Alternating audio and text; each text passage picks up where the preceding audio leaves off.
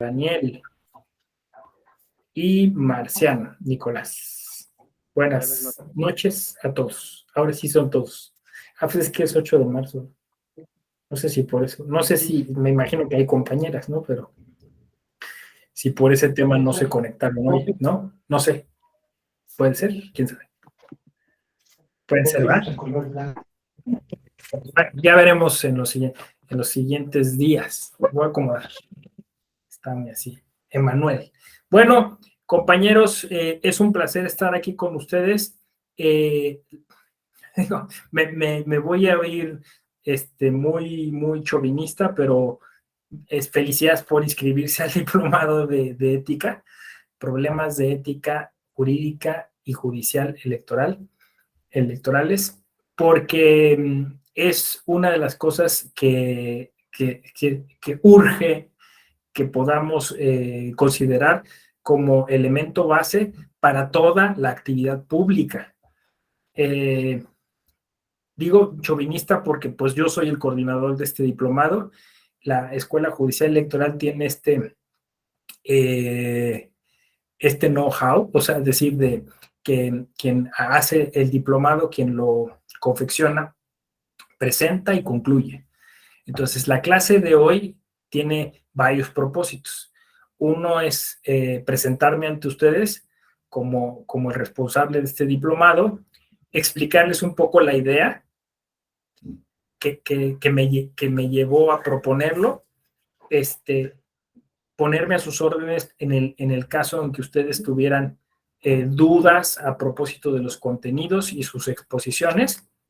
Y luego, como último punto y no menos importante, el iniciar como con una especie de planteamiento del problema o de hipótesis para que ustedes a lo largo del diplomado puedan pues ir trabajando ese planteamiento y esa hipótesis de manera que les pueda ayudar a comprender mejor los contenidos y a tratar de encontrar una línea o un hilo conductor en los diferentes temas que se van a dar, ¿no? Entonces, eso es lo que vamos a hacer en esta primera sesión. Seguramente, como coordinador, me toca a mí ser comodín, ¿no? O sea,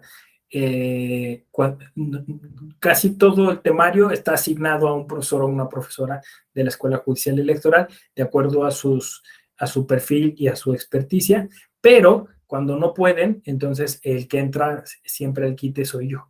Entonces, seguramente nos vamos a encontrar en otras ocasiones y de todas maneras yo estaré siempre disponible para cualquier demanda o pregunta que ustedes quieran hacer. Entonces, bueno, les felicitaba yo porque efectivamente considero que es una de las áreas de oportunidad que de alguna forma, ya lo verán ustedes a lo largo del diplomado, se ha transformado. O sea, no es que la ética no se ha ido, la ética se ha refugiado en otros espacios con otros nombres, porque pues, como ustedes seguramente lo habrán intuido al inscribirse a este diplomado, pues es un tema que es fundamental para la organización de nuestras sociedades contemporáneas, ¿no? Entonces, es un tema que es muy viejo, casi como la humanidad, como la sociedad misma, pero que hoy necesariamente tenemos que replantear a la luz de los problemas que estamos viviendo, ¿no? Pienso en dos problemas muy concretos que seguramente hacen que la ética hoy tenga un cariz distinto. Uno, el tema tecnológico. Dos, el tema medioambiental. Si ustedes con esos dos temas piensan que debemos resolverlos a través de distintos mecanismos relacionados con el derecho, pues ahí tienen dos tremendas áreas de oportunidad, ¿no? De hecho, es difícil, por ejemplo, en los temas medioambientales, expresarse con corrección, porque, bueno, pues se habla, por ejemplo, de bioética, ¿no? Bioética, aunque sea asignado como un contenido muy específico relacionado sobre todo con temas de experimentación genética, pero en realidad el concepto debía ser más amplio, ¿no? O sea, relacionado con la ética y la vida, ¿no? Así de manera, digamos, muy simple, pero también para entender el potencial que podría tener un campo como ese, ¿no? Y el otro, pues es el de la tecnología, que tiene que ver, pues obviamente, con todo este asunto de la intromisión que a veces la tecnología tiene en nuestra vida privada y donde se nos cosifica constantemente, se nos toma como un dato, se nos toma como un como un consumidor del cual se puede pues esperar siempre una actitud, incluso en algunos casos haciéndonos hacer cosas contra nuestra propia voluntad. De hecho, pues el concepto contemporáneo que eso implica, Byung-Chul Han lo denomina psicopolítica, ¿no? O sea, es decir, ya es un tema donde la psicología es utilizada como un tema de manipulación, ¿no? A través de la tecnología y el algoritmo y todas estas cuestiones, ¿no? Entonces, estoy poniendo solo dos de los muchos ejemplos en donde la ética sería necesaria y donde pues no está necesariamente habiendo una especial preocupación porque así sea, ¿no? Claro, un tema súper coyuntural es el tema del plagio de la ministra, ¿no? Porque me parece que es muy emblemático de algo que es sintomático en nuestra cultura. Es decir, ¿por qué se volvió de alguna forma un tema central por muchos días, incluso hasta el día de hoy sigue siendo, ¿no? Tema de memes, de redes sociales, de comentarios en columnas periodísticas. ¿Por qué? Pues porque es un tema yo diría como una especie de la punta del iceberg, ¿no? O sea, es decir, una figura tan relevante en el ámbito de la administración de justicia, que pues tiene esta actitud de desprecio hacia la ética, ¿no? Es decir, lo que entendemos como ética en sentido muy sencillo, pues es el saber jugar con las reglas, el tener una actitud de honestidad, de transparencia, el saberse desenvolver de acuerdo a estándares de excelencia y profesionalismo, ¿no? Y entonces, obviamente, un tema como engañar o mentir, ¿no? Entonces, como ha sucedido, ¿no? Entrar dentro del rango de lo legal, pero no de lo ético, porque las excusas, digamos, siempre han sido en ese sentido, ¿no? O sea, es decir, si alguien dijera, bueno, toda la discusión o la polémica es no es de si fue ilegal o legal, ¿no? Si el asunto es si está mintiendo o no, si se comporta de acuerdo a la ética o no. Y por eso la exigencia está pues es que si está en duda su ética profesional, pues debería ella tener una actitud, ¿no? De responsabilidad ética frente a la ciudad, ¿no? Entonces, este desprecio a responder a esa pregunta ética más que legal, ¿no? Porque pues al final se ha utilizado incluso el propio sistema, el propio Estado para deslindarse. Entonces, decía yo la punta del iceberg porque parece que es una cultura, la nuestra, desgraciadamente, donde la ética no es la prioridad, ¿no? Entonces, porque salió entonces, pues, es que no es la única, es que es una constante, las prácticas son así, ¿no? Hay una idea pues siempre de estar mintiendo, de estar logrando las cosas por el camino fácil, ¿no? Toda esta narrativa ligada a una sociedad como la nuestra, que podría denominarse de doble moral, ¿no? Y está otra vez la ética, ¿no?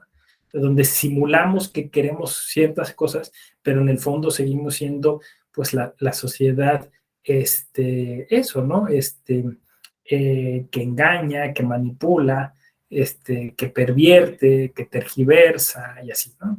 Entonces, y que, bueno, pues justo nuestros máximos dirigentes, la gente que está en los puestos más importantes, se comporta de esa manera, ¿qué será de las demás personas? ¿No? O sea, esa es como la reflexión.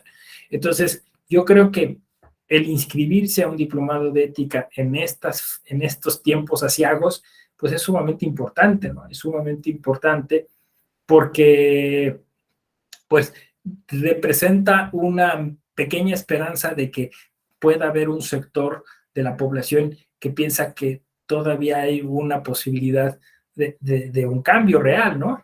Yo creo que siempre estamos, o sea, los mexicanos siempre estamos esperando ese gran cambio, esa gran transformación, ese gran paso, ¿no?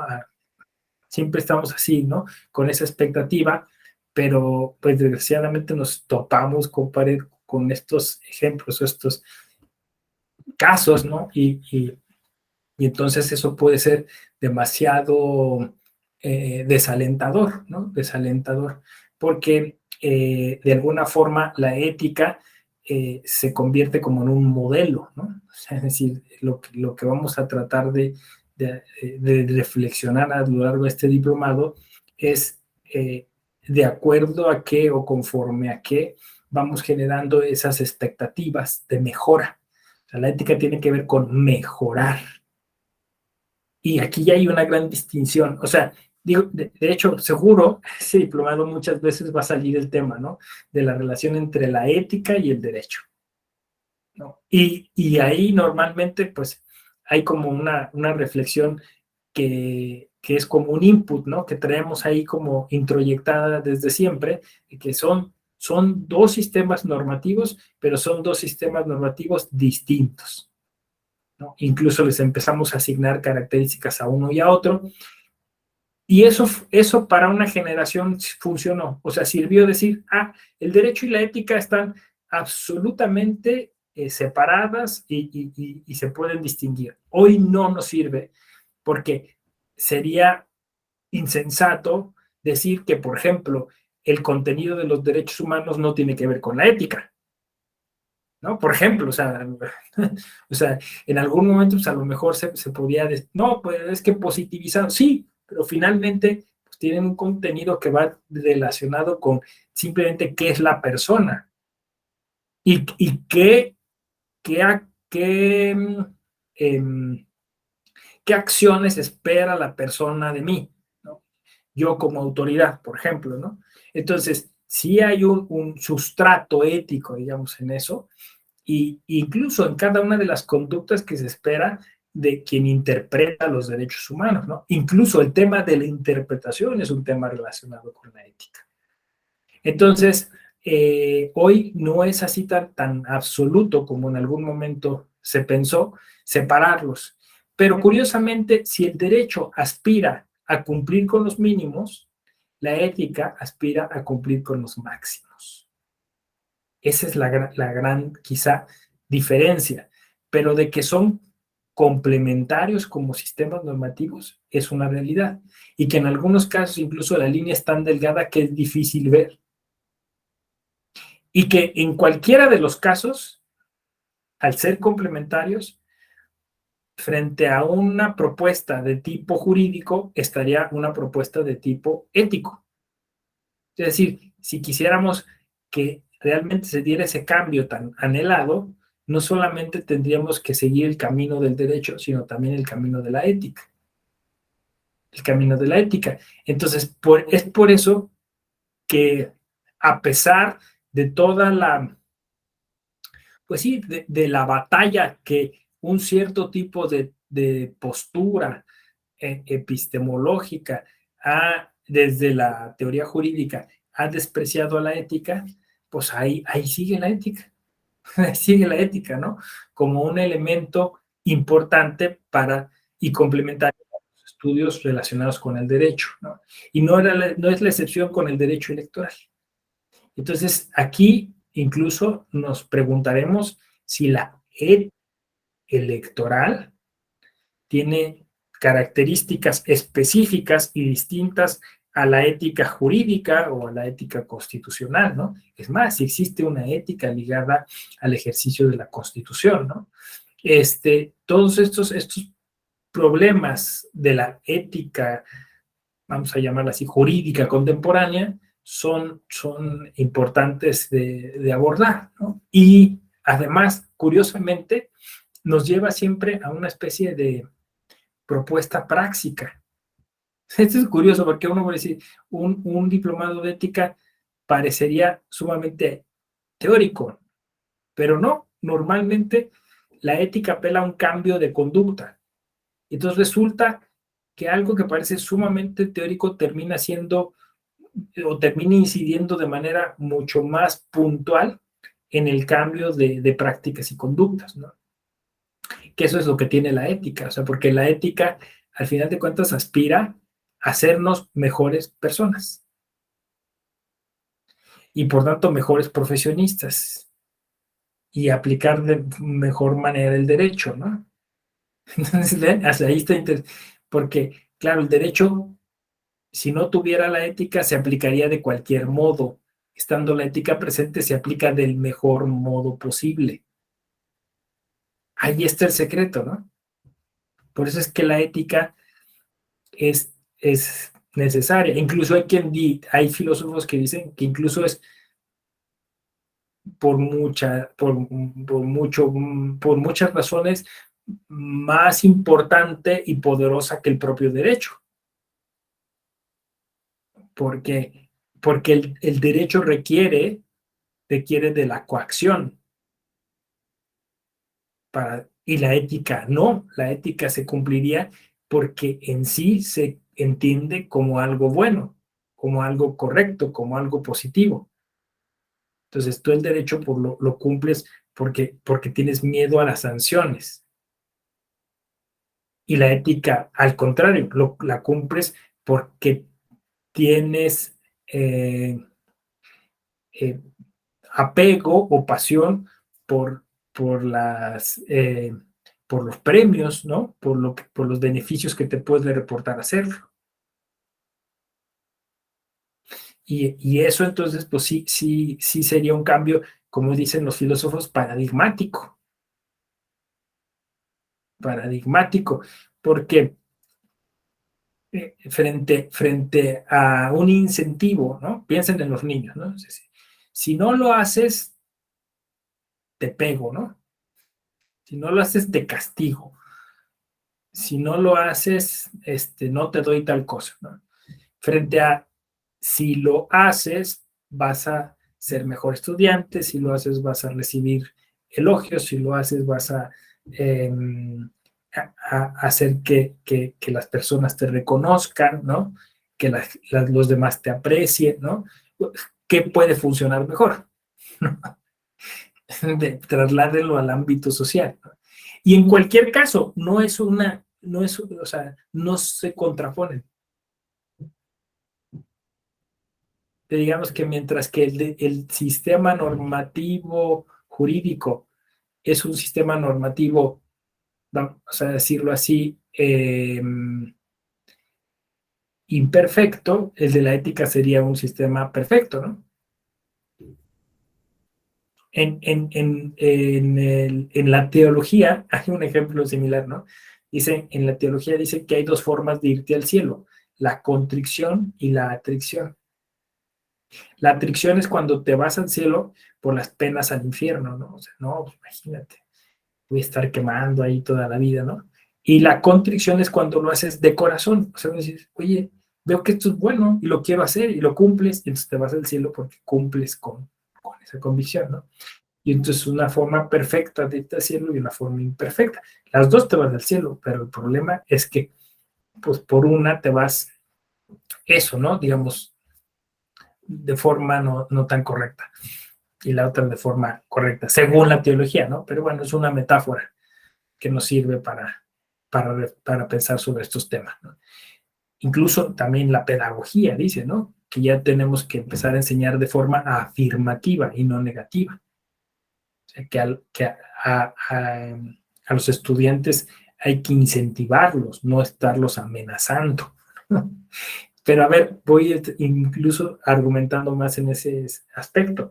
Si nosotros decimos que somos sociedades demócratas, pues la democracia se basa en la participación, no en la no participación. Entonces, la participación, el incentivo es, es de afirmación, ¿no? Es de actividad. Entonces, mientras que un sistema normativo jurídico da pie a vamos a decirlo así, a una especie de actitud autocrática, un sistema normativo ético daría pie a un sistema democrático. Entonces, por eso es que si ustedes empiezan a relacionar la bibliografía, mucha gente que habla de democracia o mucha gente que habla de política y ética, empieza a relacionar estos conceptos. Y por ahí entonces vamos a encontrar conceptos que si bien a veces el derecho los absorbe o los coopta, pero en realidad tienen un contenido ético, como cultura cívica.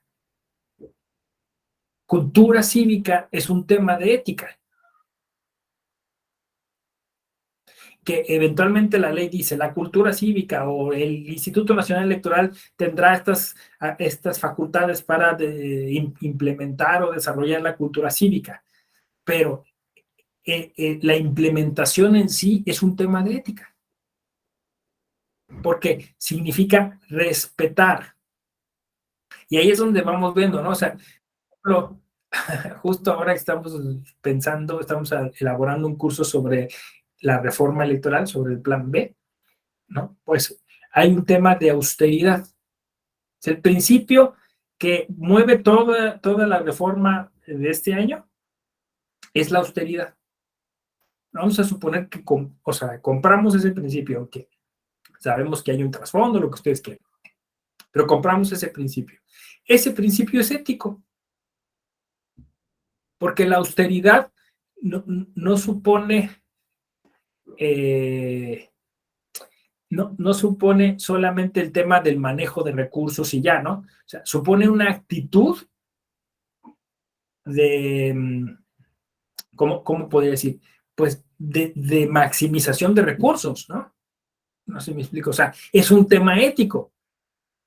Es un tema ético, porque fíjense, o sea, decir, bueno, a ver, me voy a meter en camisa de 11 varas, ¿no? Pero a ver, vamos a suponer que hay áreas del Instituto Nacional Electoral que requieren de la presencia de personas en determinados tiempos, que esa es la idea del eje rector, ¿no? Pero hay otras que no. Y entonces, uno de los directores de una de esas áreas o uno de los jefes de esas áreas dice, pero yo quiero que enciendan todas las luces y quiero que esté aquí todo mi personal de tal hora a tal hora. ¿Pero para qué? ¿Es necesario? No. ¿Es ilegal? No. Pero ¿y la austeridad? Y bajo ese principio cambiaría la cultura laboral. Bajo el principio de austeridad de la reforma electoral, cambiaría, ¿no? ¿Por qué? Porque ahora dicen, por ejemplo, no sé si alguien de aquí trabaje en lo electoral, pero justo para justificar un tipo de explotación poco ética dentro del sistema electoral, se decía, todos los tiempos dentro del derecho electoral son hábiles, todos los tiempos y todas las horas son hábiles. ¿Era ilegal tener ahí a la gente? No, pero era poco ético, o es poco ético, ¿no? Incluso me contaban que en algunos de los exámenes que el INE hace para incorporar a gente a diferentes espacios, unas de las preguntas son así, en ese sentido, ¿no? Si usted se le exige quedarse más del horario, si usted tiene, o sea, los exámenes estaban planteados en términos poco éticos. Y entonces, dicho esto, a lo mejor hasta les parecerá eh, positiva la reforma, ¿no? Porque la austeridad supondría eso, ¿no? Pero claro, no está planteada así, o sea, está planteada como un tema de menos recursos a lo electoral, más recursos al clientelismo y otras cosas, ¿no? Sí, pero insisto, o sea, a veces incluso el sistema jurídico adapta o adopta algunos principios éticos que puede institucionalizarlos o no, ¿no? O sea, no sé, igual se les ocurre después hacer una dirección de austeridad, ¿no? Y que esté revisando que no se hagan gastos. Pero no, no, así como se habla de democracia institucional o formal, no sé, ética formal o institucionalizada ya no es ética. La ética institucionalizada, cuando la ética se vuelve un código, ya no es tan ética. Pero igual aquí vamos a ver el tema de la codificación y lo discutiremos, ¿no? Porque si ya hay sanciones éticas, pues entonces ya no es tan ético, ¿no? La ética tendría que ser un impulso personal, ¿no? Y ya veremos también, o sea, que el que sea un impulso personal no quiere decir que no sea un bien colectivo, que no aspiremos como sociedad a que haya una ética colectiva, ¿sí? Porque esa es otra, aquí, o sea, aquí hay que empezar a trabajar todos estos lugares comunes o clichés, ¿no? Que yo creo, yo intuyo que ustedes ya lo superaron. Porque cuando uno, me voy a explicar, cuando uno dice, vamos a hablar de ética, la primera excusa para no hablar de ética es decir, no, ese tema es individual. Cada quien trabaja su ética. Y la tienes o no la tienes. ¿Te la enseñaron en casa o no te la enseñaron? Son valores que traemos de niños. Y si no los traes, ya es muy difícil traer, o sea, incorporarlos. Y con esa simpleza, ¡pum!, la descarta, ¿no? Pero es contraintuitivo, ustedes piénsenlo, ¿no? O sea, si la ética es un asunto de hábitos buenos, pues es un asunto en el que nos tenemos que estar preocupando siempre. Entonces, ¿por qué una institución haya codificado su ética? Porque les haya dado un curso a sus empleados, no quiere decir que de ahí ya sea ética. Que la ética supone un sistema normativo permanente. Entonces, eso supone que no es un asunto mío y de mi propia preocupación, es un asunto que nos preocupa a todos y en el cual debiera haber una constante revisión. Entonces, eso quiere decir que la ética necesariamente es pública. Pero sí, o sea, siempre la primera reacción es, no, no, no, yo soy ético.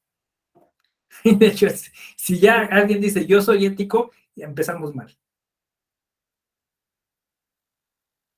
O sea, sí, me acuerdo que yo planteé así, ¿no? Vamos a dar una tertulia aquí en la Escuela Oficial Electoral.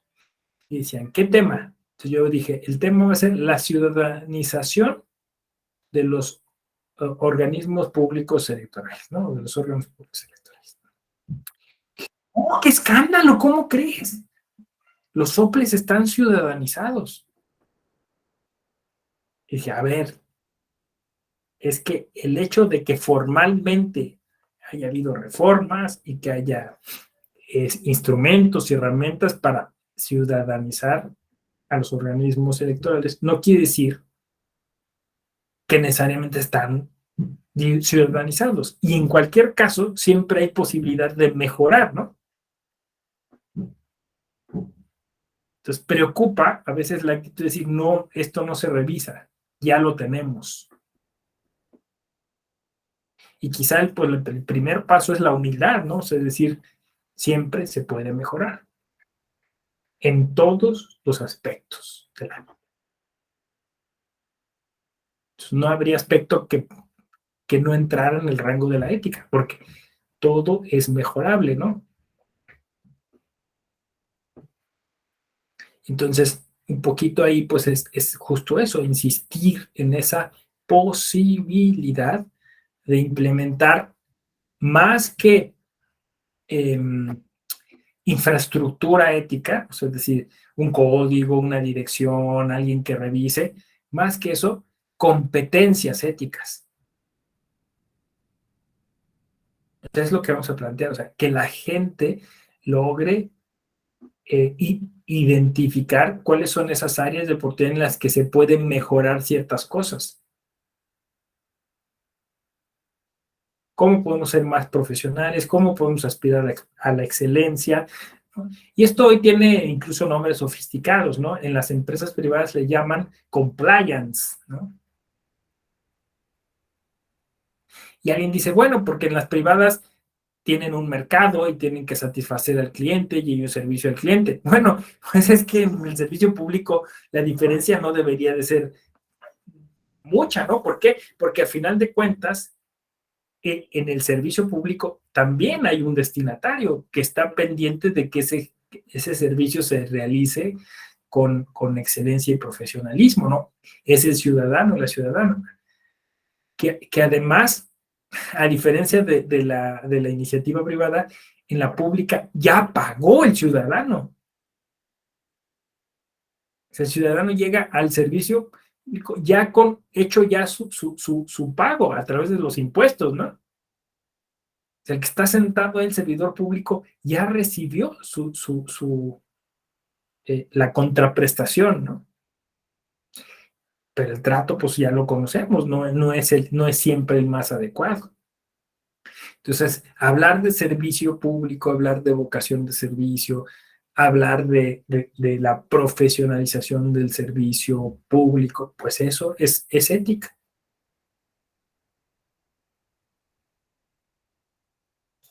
Entonces, eh, entiendo que, pues eso, que si insisto, que si ustedes están aquí, ustedes de alguna manera hicieron estas reflexiones, a lo mejor de manera explícita o de manera implícita, y piensan, igual que yo, pues que se pueden hacer cambios, ¿no? Que puede tener una repercusión la discusión de estos temas y la implementación de prácticas específicas en la vida pública y concretamente en el servicio público electoral, ¿no? Es decir, en todo lo que tiene que ver con el sistema electoral. Y claro, además tampoco hay que argumentar mucho, ¿no? O sea, ¿cuál es el otro espacio donde urge la ética? Pues es en los partidos políticos. O sea, yo creo que si hiciéramos así una encuesta y usted cree que los partidos políticos, en los partidos políticos, ¿hay ética o no hay ética? Yo creo que el 90% diríamos que no hay ética, ¿no? Y claro, me dicen, no, pero tal partido tiene su código de ética o tiene su comisión tal o no sé qué. Vuelvo a lo mismo, ¿no? No parece, o sea, no parece porque las prácticas, al menos por lo que escuchamos o por tal, no reflejan eso, ¿no? E incluso eso es interesante porque pareciera que el sistema electoral se opera a partir de una postura no ética. ¿Sí? ¿Hasta dónde lo puedo estirar? ¿Qué hueco me sirve? ¿No? ¿Cómo le hago para evadir esta multa? Y pareciera que todo, ¿cómo incluso uso el sistema de justicia electoral? Aún no teniendo oportunidad, con temeridad procesal, ¿no? Metiendo todos los medios de impugnación que puedan. ¿No? Entonces, o sea, también ahí hay una cuestión de ética que podría servir para mejorar y aprovechar más el sistema electoral, ¿no? Tanto en la parte administrativa como en la parte jurisdiccional, ¿no? Y así van a ver que hay muchísimas áreas en donde, insisto, la ética se ha refugiado, ha adquirido otros nombres, tiene otros planteamientos, ¿no? Y hoy, por ejemplo, le llamamos integridad, es el nombre que... Porque también eh, los nombres van cayendo como en desuso, ¿no? O sea, es decir, quizá en algún momento, y eso lo discutirán también porque con sus profesores y sus profesoras, en algún momento ética y moral eran lo mismo. Y hay quien hace distinciones y dice, por ejemplo, la más conocida, ¿no? La moral es eh, digamos, la manera en la que la sociedad se comporta adecuadamente y la ética es la ciencia que reflexiona sobre ese comportamiento, ¿no? Pero, por ejemplo, la moral en su momento fue asumida como una bandera sobre todo pues de la Iglesia Católica, ¿no? Y entonces en algún momento, porque se llamaban clases de moral, ¿no? La moral entonces terminó sufriendo como una especie de desprestigio como palabra. Y por eso hoy ética es la palabra que más utilizamos.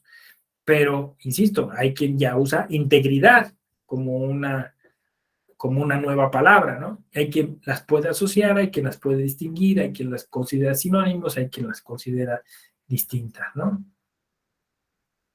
Ya eso pues es una decisión que ustedes tomarán, pero ciertamente hoy, por ejemplo, en términos incluso hasta neurolingüísticos, ¿no? O sea, hablar de moral como que sentimos animadversión, ¿no? Sentimos como que justo se va a venir como pues una explicación dogmática, una explicación anacrónica, no sé cómo explicarlo, ¿no? Conservadora, ¿no? Y tiene todo este dejo, todo este tufo, ¿no? Así como a viejo, lo moral. La ética nos parece más profesional, nos parece más del ámbito, pues eso, del ejercicio de las profesiones y algo más práctico. Y así, ¿no? Así va un poco sucediendo con eso, ¿no? Con los nombres sobre todo, ¿no? Con los nombres. Al final, pues, me parece que el nombre que tenga, sí hay un algo que está implícito en nuestras sociedades y que tiene que ver con la idea de que las cosas pueden mejorar, ¿no? Porque si no, simplemente no estaríamos en esta sociedad. O sea, no estaríamos como comunidad, no nos inscribiríamos a un diplomado de ética, ¿no? O sea, sí hay una intuición de que, y es más, yo creo que es una intuición no de un pequeño sector, es una intuición generalizada. ¿No han escuchado ustedes que dicen, las cosas están tan mal, es que ya no hay valores, se perdieron los principios? La gente se está refiriendo a la ética. No lo sabe con precisión, pero lo intuye. Ya no hay respeto. La gente es egoísta, ¿no? Incluso en esta discusión que hoy tenemos sobre el abuso de ciertos derechos, ¿no? Es un tipo de egoísmo, ¿no? Yo quiero este reconocimiento. No me importan los demás, reconózcanme. Gano yo, no me importa si los demás pierden. Y esta preocupación que todos estamos intuyendo de que hay como una operación egoísta del sistema es una falta de ética. No sé, yo lo veo en muchos aspectos del derecho electoral y de democracia, ¿no? Nos estamos peleando por los espacios. Y entonces nos metemos el pie, nos damos, pues, empuñaladas traperas, cosas. Y esto no es sustentable, o sea, una sociedad así no es sustentable. Hoy le metiste el pie a alguien, ¿no? Pero mañana te lo van a meter a ti.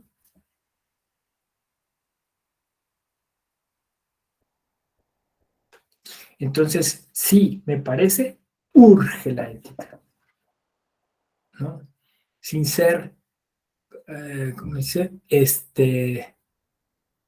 Estrambótico, ¿no? Así, exagerado, ¿no? O sea, yo creo que es una cosa de sentido común, ¿no? No hay que buscarle más. O sea, es algo que sí nos urge, porque me parece que ustedes y yo aspiramos, pues, a tener a las mejores personas en los mejores, o sea, bueno, sí, en los lugares en los que se les necesita. Y ética supone que estén las personas que saben lo que ese encargo requiere, pero que además van a hacerlo del mejor modo posible. Las dos cosas. Ya hay sistemas que dicen, no importa, o sea, que sea mala persona, pero que sepa de lo que hace. Pues sí, pero si es mala persona, al final siempre va a terminar llevando agua a su molino, ¿no? Y luego hay el sistema contrario, ¿no? Que es el que ahora dicen, no, no importa que no sepa, pero que sea buena persona. Bueno, sí puede ser buena persona, tener muchas buenas intenciones, pero si no sabe hacer las cosas, pues va a terminar haciéndolas mal, ¿no? Entonces son las dos cosas, ¿no? Entonces, eso es lo que hay que trabajar porque pues, obviamente hay como, o sea, hay que considerar, digamos, ese tema de manera holística, ¿no? No de manera así separada, ¿no? Entonces, ¿y qué significa que sean buenas personas? Uy, bueno, esa es una gran pregunta, pero al menos hay que plantearla, ¿no?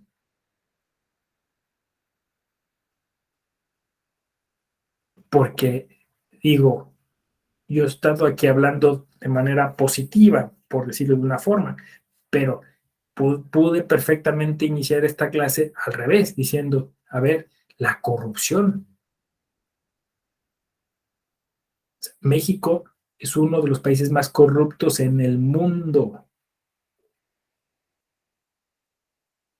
O sea, tenemos una corrupción institucionalizada y tenemos grandes cosas, grandes logros. El sistema democrático es un gran logro.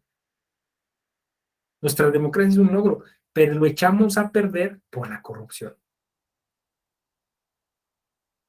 Tenemos una gran infraestructura ligada a los derechos humanos, unas instituciones importantes, interesantes en tema de derechos humanos y defensa de derechos, como la Suprema Corte, el Tribunal Electoral, pero por la corrupción,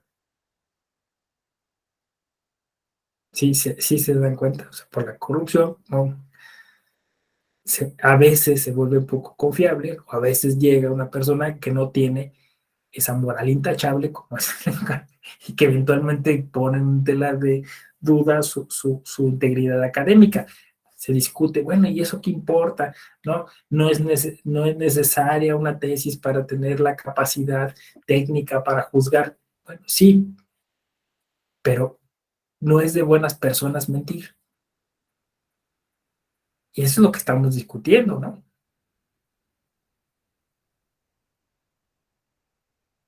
Ah, pero es que lo hicieron a propósito para meterle el pie y que no llegara a ser presidente.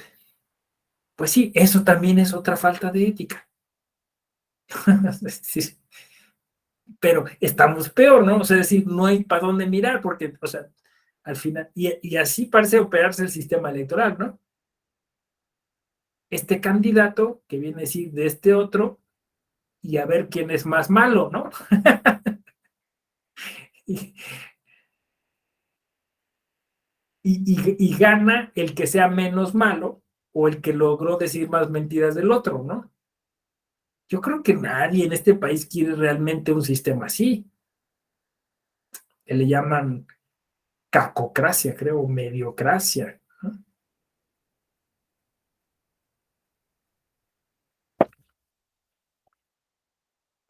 Entonces, bueno, pues de que urge la ética, me parece que sí. Y urge, sobre todo, dimensionarla en un contexto concreto y específico. O sea, no que quede. O sea, la primera, el primer reto que tenemos nosotros como profesoras y profesores en este diplomado y ustedes como estudiantes es que trascendamos el discurso de la superación personal, ¿no? O sea, este curso no es de echémosle ganas, seamos mejores personas, vamos para adelante. No, o sea, es identificar temas concretos, problemas concretos y darles una posible solución, ¿no? No sé si me explico. O sea, no son cursos aquí no deberían de ser clases de echarnos porras entre nosotros, ¿no? Sino de ir viendo en cada tema cuáles son los problemas y cuáles son las posibles soluciones. Por eso el temario está pensado de manera más o menos dinámica, ¿no? A diferencia de otros diplomados, en este diplomado la idea es que se agote un tema por clase, ¿no? Para que se pueda discutir ampliamente en esa clase y ya, ahí se queda. la siguiente clase viene otro profesor, otra profesora con otro tema distinto, que obviamente se articulan, ¿no? O que tienen un modo gradual de irse dando, ¿no? Porque, por ejemplo, al final, pues se verá, como decía yo, lo de los códigos de ética, pero para eso ustedes ya habrán transitado sobre qué hay de ético en la Constitución, qué hay de ético en el tema convencional, ¿no? Cuando hablamos justo de principios dentro de la Constitución o del derecho convencional, se están refiriendo o no a lo ético, cómo es que los funcionarios interpretan eso y si la interpretación tiene un trasfondo ético, ¿no? Y así iremos viendo, ¿no? Cómo se relacionan la ética y la política, y así, esa es la idea, ¿no? Cosas concretas para que justo no caigamos en ese problema, pues, de volverlo un curso solamente a nivel emocional, ¿no? O sea, la ética tiene mucho de aspirar a cambiar la mente, ¿no? O sea, también. Entonces, sí va a haber muchas cosas que se relacionan, obviamente, porque el gran desafío de un curso de ética es que ustedes no salgan aquí respondiendo qué autor dijo, cuál es la diferencia entre ética y deontología, ¿no? Sino la idea es que ustedes salieran de aquí tratando de cambiar prácticas específicas en sus vidas, ¿no? En sus vidas profesionales, o haciendo sugerencias concretas de prácticas que no son éticas en algún espacio en el que ustedes colaboren, ¿no? Entonces ahí está el mayor reto, porque cambiar una conducta no es nada sencillo, ¿no? Y quizás es el mayor reto de cualquier curso de ética, trascender solo el discurso, trascender solo el planteamiento teórico, ¿no? Por eso decía yo al principio, quizá este sea uno de los diplomados más prácticos,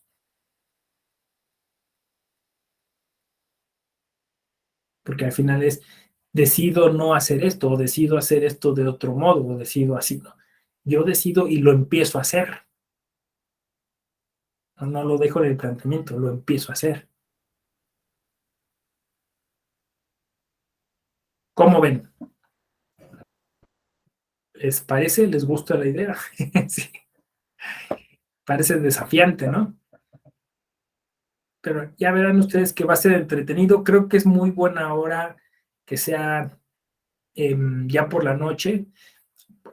Cada quien tiene su forma de ser. Hay quien dice, yo ya llego cansado, me cuesta más trabajo, pero creo que es sobre todo, o sea, en este momento cuando uno dice, bueno, pues ya, ¿no? Ya no tengo que afrontar toda la jornada, ya pasé, ya me relajo, me tranquilizo, tal, y me meto a reflexionar un poco, ¿no?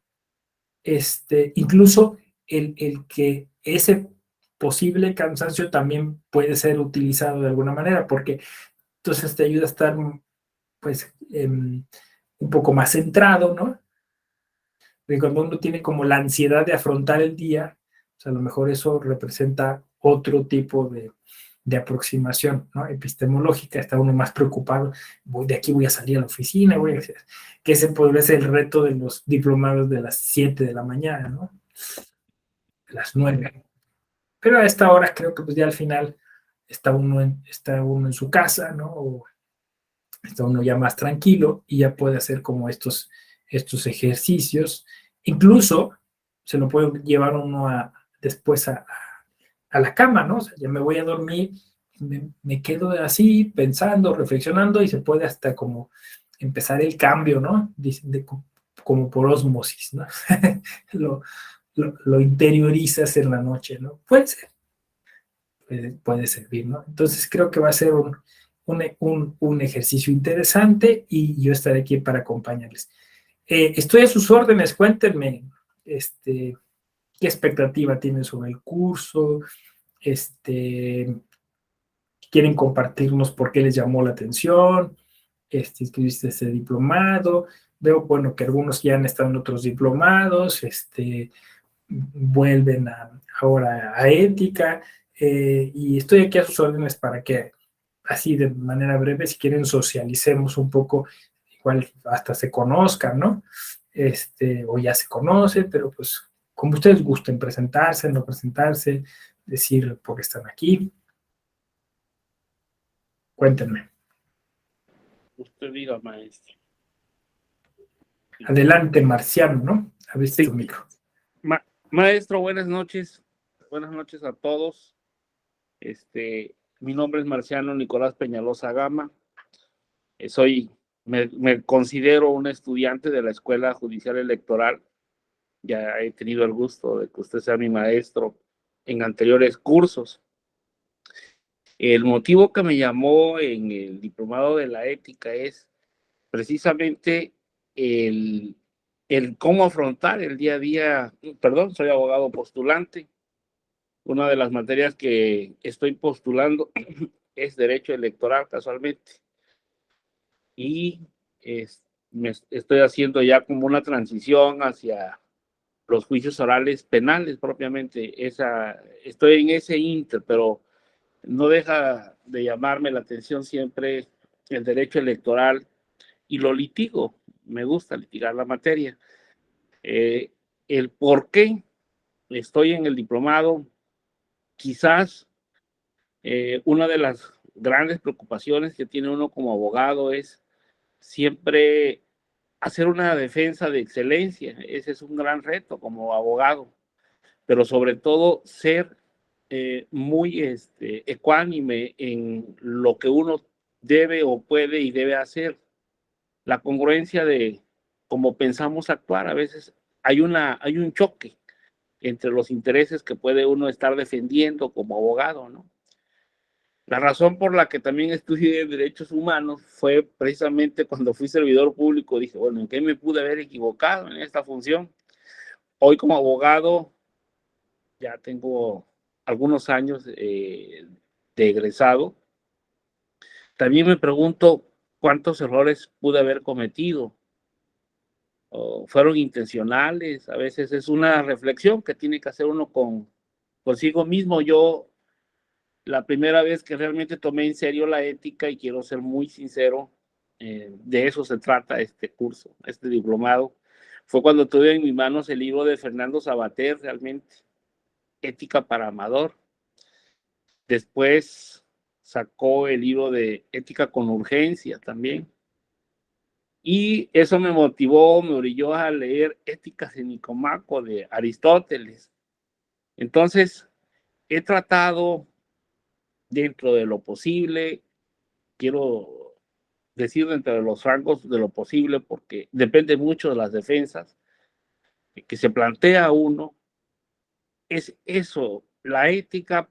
La concibo en mi actuar día a día, no solo en lo profesional. Estoy haciendo una remembranza de lo que pudiera ser lo profesional con el día a día. Pues es ser feliz. A final de cuentas es lo que busca la ética, que las personas seamos felices sin dañar a terceros. Una de las definiciones que más me gustó de Sabater, de Ética para Amador, y que la verdad ojalá lo recomiendo el libro personalmente, un libro muy ágil y sencillo de leer. Decía que a veces con la ética nos encontramos con esa responsabilidad de decidir, dice. La libertad, dice Sabater, es la responsabilidad de decidir. La ética tiene como fin último ser felices, pero bajo esa libertad, ¿no? ¿Y qué es la libertad? Nos cuestiona severamente él, y dice que es la responsabilidad de decidir. No solo en un sí o en un no, sino en la trascendencia de la decisión que vamos a tomar. Entonces, ¿por qué estoy aquí? Porque quiero seguir aprendiendo, y en el día a día con lo que usted acaba de plantear, con el programa que usted elaboró, pues eso me motivó también a ver cómo poder tratar siempre de ser mejores para, a final de cuentas, ser felices. Por eso estoy aquí. Es un curso que en lo personal espero que sí llene mis expectativas, como todos los cursos. Había un curso que decía yo, ay, ¿para qué me voy a inscribir a este curso? No lo voy a decir el nombre. Y salí fascinado del curso.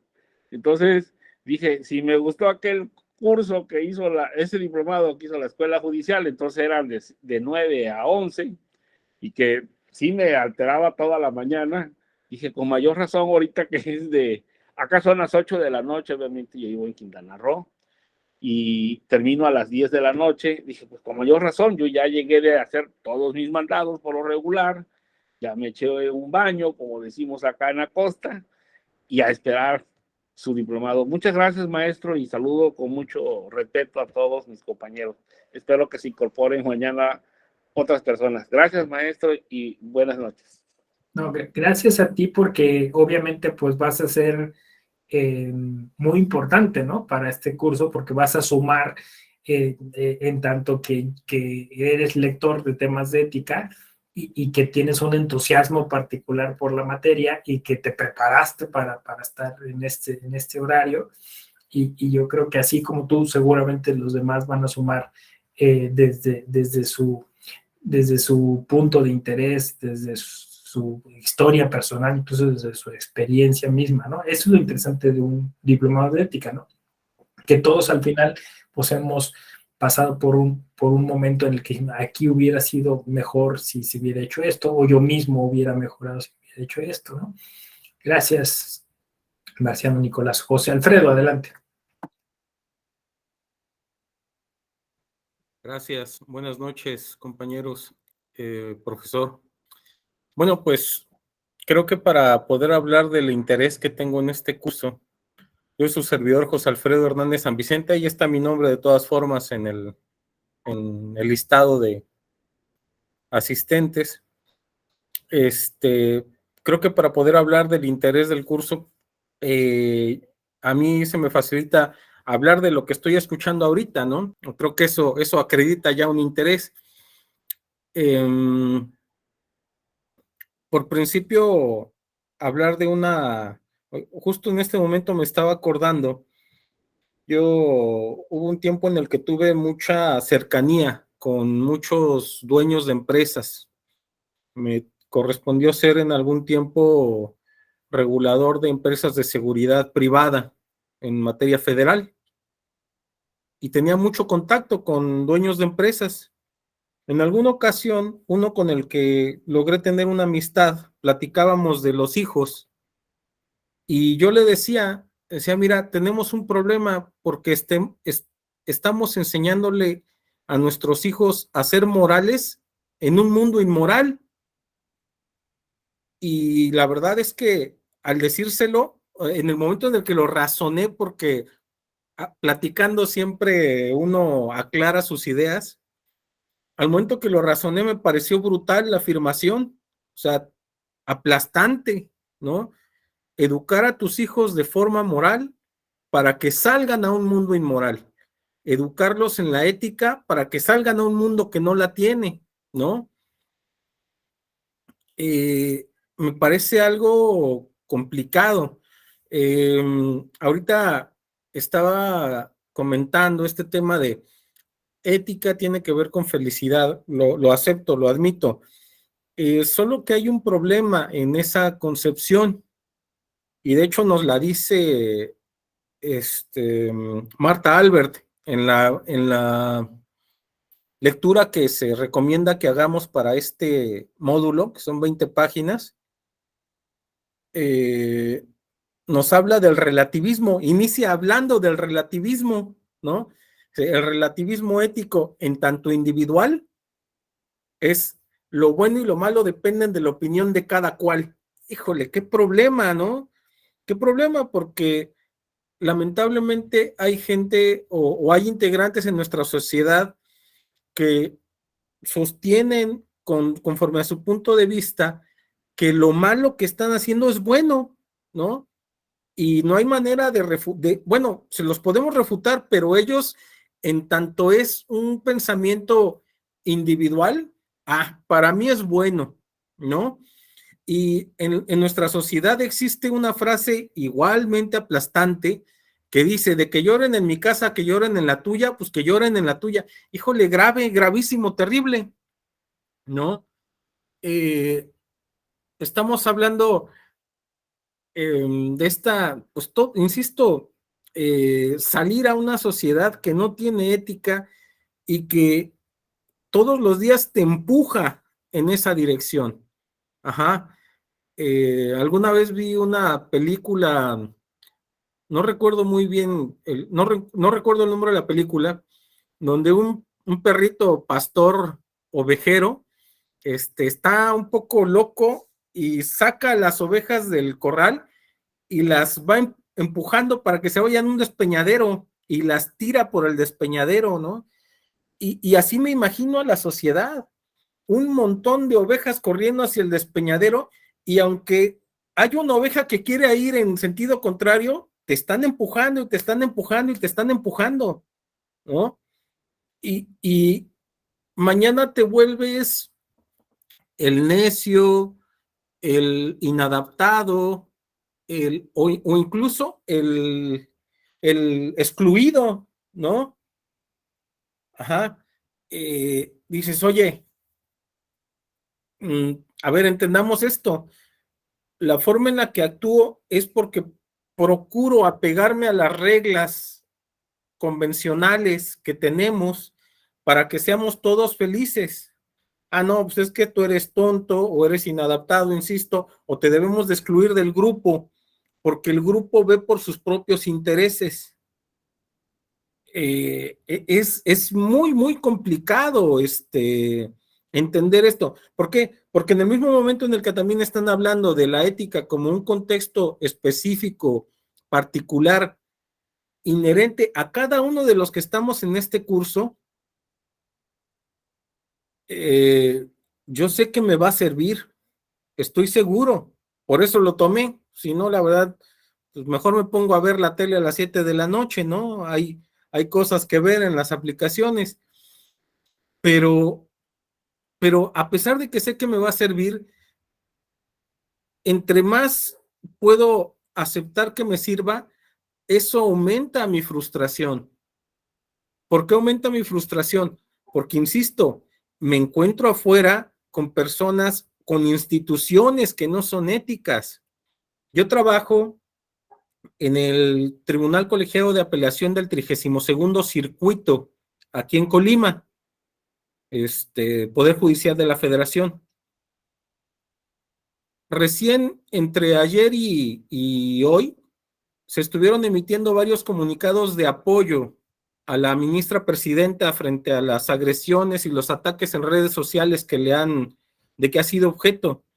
Pero hoy me preguntaba una cosa, yo decía, qué raro, yo no vi ningún desplegado que saliera a defender a la ministra Esquivel de los ataques de las redes sociales y de los medios de comunicación que se instituyeron en juzgadores de una situación, ¿no?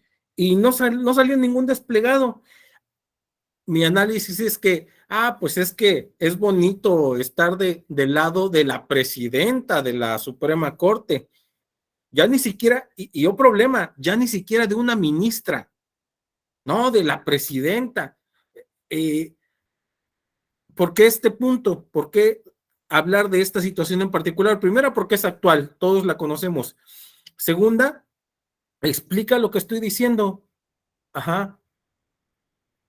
Estás en un lugar donde dices, a ver, de forma ética estás apoyando a la ministra presidenta, ¿por qué no lo hiciste antes con otro integrante del Poder Judicial de la Federación?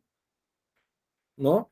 ¿Por qué no enfatizar el principio de seguridad jurídica y de juicio previo, que somos abogados y sabemos que hasta que un organismo jurisdiccional debidamente establecido juzgue la situación y defina la responsabilidad, hasta ese momento nadie es responsable de nada ni culpable, ¿no? Pero no, ahí fuimos mudos, ¿no? No dijimos más, fue, no, pues es problema de ella. Decía por ahí, justamente hablando de este tema, usted decía que por ahí existe también la visión de, no es necesaria una tesis para acreditar la capacidad para hacer algo. Bueno, yo fui en Acatlán, estudié en Ciudad de México, Derecho, En Acatlán yo fui la última generación que se pudo titular solo con tesis. Antes no había de otra. Era tesis o tesis. Ya luego sacaron otras 10 formas de titulación en la UNAM. En las particulares, desde hace bastante tiempo había otras formas. Ser ético es cumplir con los requisitos que te establece algo para llegar al objetivo. Saltarte cualquiera de los requisitos es faltar a la ética. No apoyo esa posición, pero no apoyo tampoco que haya quien se conduce de forma acomodaticia, lo digo con respeto, lo digo en una descripción, no lo digo de una forma juiciosa, sino descriptiva. Me acomoda más apoyar una posición institucional cuando se trata de la cabeza de la institución, no de cualquier otro integrante. Insisto, estamos hablando de una ministra. Híjole, ya no sé qué va a pasar si fuera un juez, un magistrado, un secretario, un particular, pues menos, ¿no? Les pido una disculpa si empecé a irme un poco lejos. Cierro. Me interesa el curso mucho. Veo que entre más aprenda de lo que me digan de ética, entre más absorba, la verdad es que sé que me voy a ir sintiendo más frustrado. Pero bueno, aquí estoy dispuesto a aprender. Les agradezco. No, mira, sí, siéntete seguro en este espacio, porque pues esa es la idea, ¿no? O sea, yo incluso pues les ruego, les sugiero pues que ese es el tenor, ¿no? O sea, que aquí podamos expresarnos con toda libertad, porque pues justo un tema de ética es el respeto, ¿no? De las ideas de las demás personas, ¿no? Entonces, así yo diría que incluso lo pedí, ¿no? Que ustedes hablen desde su experiencia personal, desde su sentir, desde sus emociones, porque en la medida en que lo hagamos, así nos vamos de alguna manera también nosotros midiendo, ¿no? Nosotros mismos, ¿no? De saber cómo nació. Y yo, o sea, dijiste cosas bien, bien interesantes, ¿no?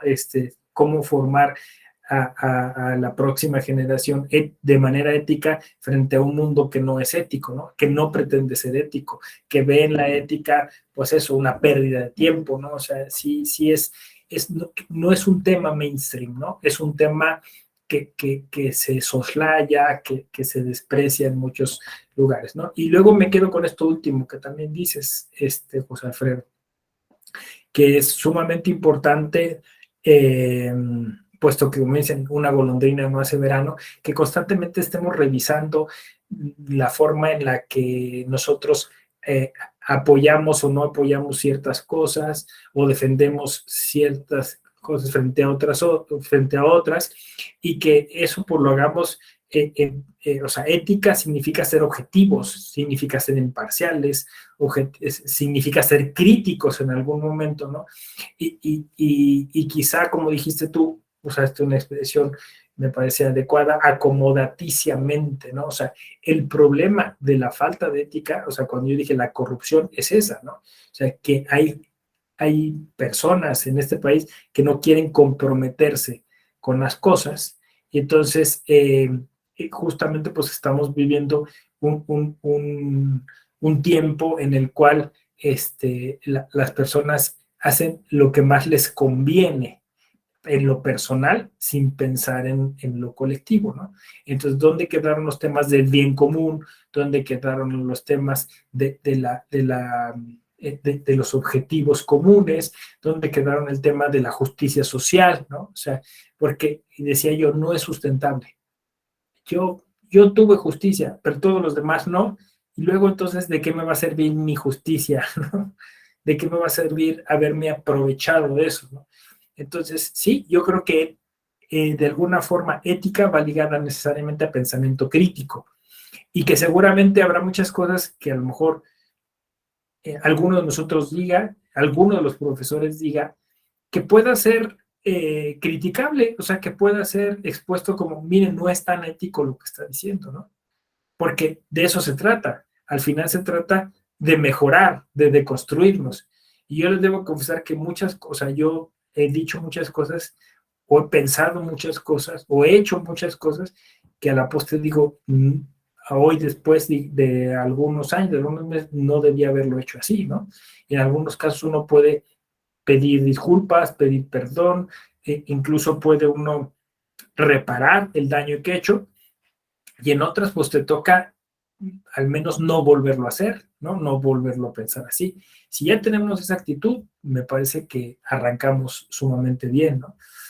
Digamos que lo primero es una actitud autocrítica, ¿no? Con nosotros mismos, porque seguro les habrá pasado como a mí, y yo pensaba esto y estaba segurísimo y convencido de esto, y ahora pues he dudado, ¿no? Porque creo que no es la mejor actitud, no es la mejor manera, no es la mejor forma de referirme o de hablar o de acercarme a una persona, como lo pensé en su momento, ¿no? Y de eso se trata, ¿no? Tener la disposición para el cambio. Muchas gracias, José Alfredo. ¿Alguien más que quiera compartirnos alguna cuestión? Y bueno, quien ya me conoce sabremos que intentaremos utilizar mucho el cine, ¿eh? Hay muchas escenas, muchas películas. El cine es un gran instrumento, una gran herramienta para los dilemas éticos, ¿no? Para el debate. Entonces, iremos ahí poco a poco también, pues, explorando de manera así material, pues, algunas de estas escenas en donde, pues, vamos a poder también experimentar las emociones que tendríamos frente a esos dilemas éticos, ¿no? ¿Qué reflexiones haríamos? ¿Qué solución le da en su caso el guionista o director? Nosotros, ¿qué solución le daríamos o cómo juzgaríamos esa decisión que tomó pues el director, ¿no? Siempre ha sido así, el arte y la cultura siempre ha sido uno de los motores, ¿no? O sea, pensemos que la tragedia griega fue hecha para eso, ¿no? Para hacer pensar a la gente.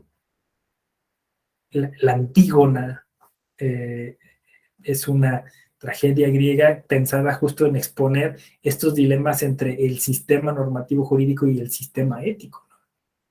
Cuando Creonte le dice a Antígona, pues no puedes enterrar a tu hermano, ella le dice, ¿no? Estás desafiando las normas que desde siempre han existido, ¿no?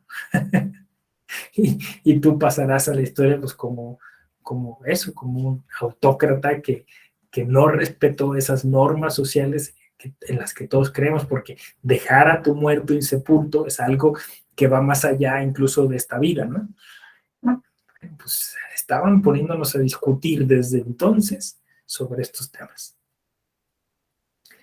Muy bien, bueno, pues entonces yo les agradecería la conexión de esta tarde-noche. Les vería pronto y les deseo una feliz velada. Gracias. Cuídense. Hola, buenas noches. Nos vemos. Gracias, José Antonio.